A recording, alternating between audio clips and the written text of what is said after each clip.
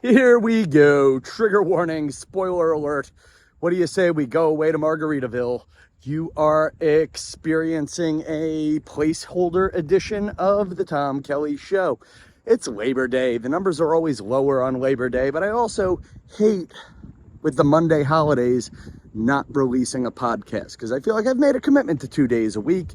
And yeah, people can go looking, but in this age of podcast feeds and YouTube feeds being overdone, I figured, hey, why don't we just do a short show just to say I did a short show. I am on the Jones Beach boardwalk. I lost my selfie stick, so for those of you watching on YouTube, if you haven't vomited by now, you will by the end of this broadcast. Or this stream. Is that the word even? Broadcast, stream, whatever. Today on the show, we're going to promote future shows. Today on the show, we are going to promote shows that are coming up.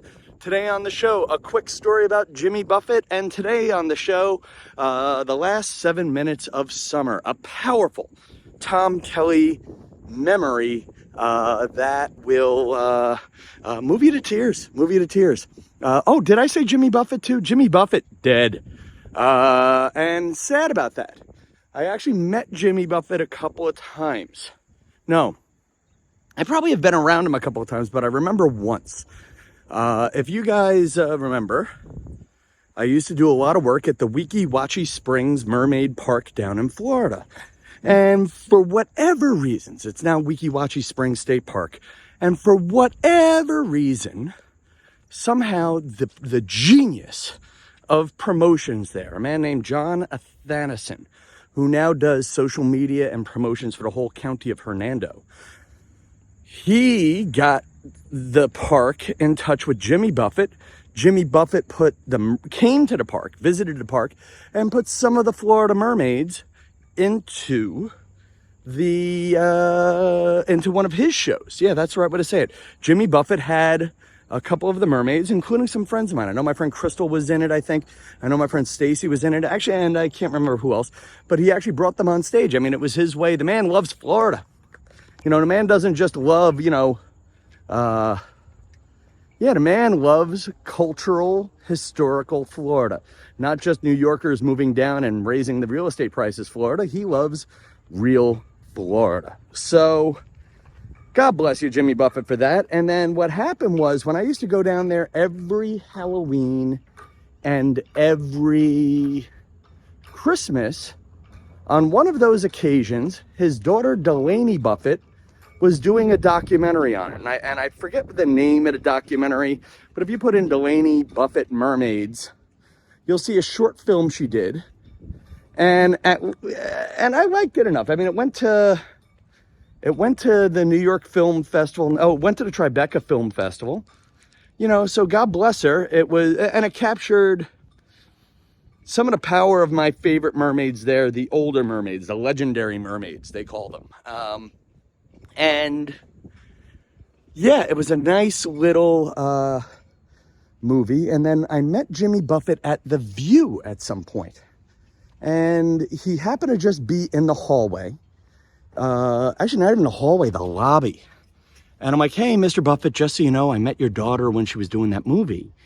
And he genuinely not only remembered what Weeki Wachee Springs was, but was genuinely talking about how much he admired the girls he met down there. Genuinely talking about asking questions about the process of swimming and breathing on the air hoses down there. And we were having a great conversation to the point where I actually had to end it because I had to go work. I had to go do the live show. And Mr. Buffett's manager was like, God, you two are really way into it. So anyway, that was the great Jimmy Buffett memory. And then actually, ironic that I'm down at Jones Beach because Jimmy Buffett had once a year he would do his concert at Jones Beach. I always thought it was a one-nighter. It might have been a two-nighter at one point. But bigger than Jimmy Buffett was the tailgate. I actually did a podcast from the tailgate. I guess it was last year, if not the year before, whatever his last show was. I went down with the selfie stick, which I lost at the last Good Morning America concert. But there you go. That's my Jimmy Buffett story. And And again, I'm going to keep this one short because the numbers are low. I don't have much in the way of funny things to say on the podcast right now. Today, I just, again, I'm down at the beach, man. And it's funny. I'm trying to find the balance between funny and depressing. I got some great notes from Brian Kist. If you'll look at my Instagram feeds, always like and share my little Instagram reels. I know some of them are a little Massapequa heavy. But if you ever get a chance to share one of my reels in your story, if you like it, it does help me. It helps me reach new people. And that's what this whole thing is about. So I have a story, and actually mentioning my friend Brian Kist and mentioning my friends, my high school buddies. The story is called Last 7 Minutes of Summer. I wrote this as and again, I'm trying not to hit stop on the podcast. I actually printed out a script or a story I wrote. So I'm having a weird Labor Day weekend. It's Labor Day weekend, damn it. September 2nd or 3rd right now. It's September 3rd. Tom Fogarty's birthday, everybody. Tom Fogarty's birthday. Oh, I think I may have a spot where I can stand and prop the camera. So, you know me. Listen, I love my family. I love my friends. I'm coming off a great summer. Actually, my Apple Watch just told me that my resting heart rate is down 10 beats per minute. I've been aggressively swimming. I've been visiting my parents. I've been, in the city a day or two a week, getting a couple of shows a week in the city, maybe doing less stand-up in the city. And that will come up in my podcast with a guy, Al Martin, who owns the New York Comedy Club. We're going to promote his one-man show on September 8th at the Broadway Comedy Club. But we can argue about a bunch of things here. But it's the last couple of weeks of summer, and I generally take this week off. I don't have a TV show to go to. I don't have any real tangible plans for my life after September 1st. I don't. Or after Labor Day weekend. And I'm okay with that right now. I know I have 2 weddings in October. I have a college reunion in October, a couple of potential job opportunities in October, and a big stand-up show at Governor's Comedy Club September 29th. I'm actually sort of a little cranky or sentimental or whatever. We usually have a birthday party for my brother and his mother-in-law on the last day of summer. Usually we have that like literally Labor Day Monday. And for whatever reason, because of family scheduling, we had to do it on Saturday. And as a working comedian, doing something on a Saturday screws up my weekend. I always keep Sunday open for family events, and that actually even costs me work at times. But I generally try to keep my Sundays open for family, the last day of the weekend. But, whatever, I'm outvoted or whatever. Everybody else has stuff to do on Sunday and Monday, But I was thinking of a memory I had. It has to be about 4 years ago now, maybe even 6. And I call it the last 7 minutes of summer. It was setting it up. I had found out that weekend that a friend of mine, Chris Kohler, had passed away.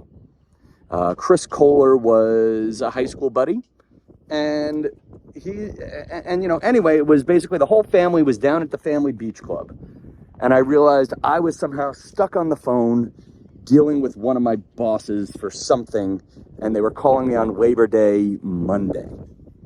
And whatever it was, there's the wind. I hope it's not too windy for you. But I will begin my reading of the last 7 minutes of summer. By the way, the story is going to take 2 minutes, but me talking about the story took 20. Chris Kohler had died. I had pulled out my high school yearbook looking for what he had signed to me. And he had written to me, "Life is about more than top 10 lists. Have fun anyway."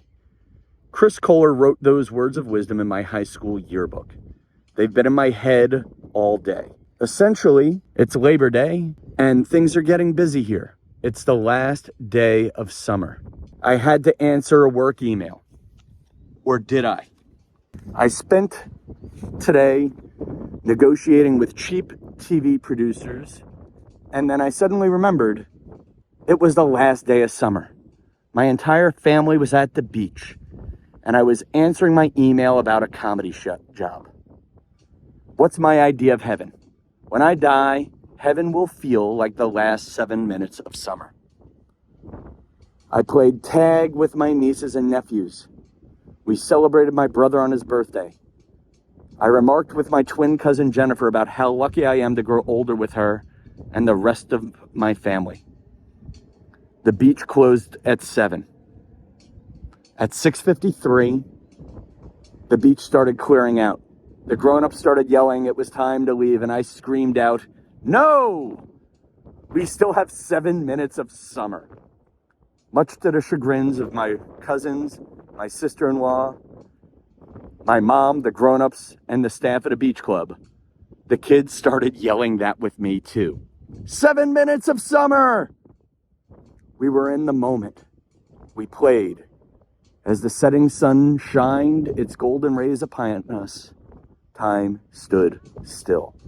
7 minutes. 6 minutes. And imagine we treasured every moment like that, like it was the final minutes of summer. So there you go, people. I'm going to keep this podcast short because I'm going to celebrate the 7 minutes of my summer. I'm probably going to make this podcast sloppy and with no graphics because I'm going to celebrate my own 7 minutes of summer. Coming up on Wednesday, a great interview with comedian, one-man show host, and comedy club owner, Al Martin. And there's going to be some heavy advice he gives me in that one. There's a little bit of a technical breakdown, so you'll be able to tell where I kind of lose my groove on the interview. But we rebound, and Al gives me perhaps the hardest and best advice I'm going to get in my career that you've heard on this podcast about me owning the midlife crisis. Plus, the Sunday after, you know her from Baywatch and Charles in Charge, Nicole Eggert. Baywatch beauty Nicole Eggert. Where has she been for the last 25 years? What's her secret to life? And she owned an ice cream truck at one point, too. She has a very powerful conversation that will not go along with the preconceived notions you may have about her. Powerful conversation. And most importantly, guys, I just want to thank you. Listen, wherever you get a chance to share my work or comment on my work, it means so much to me.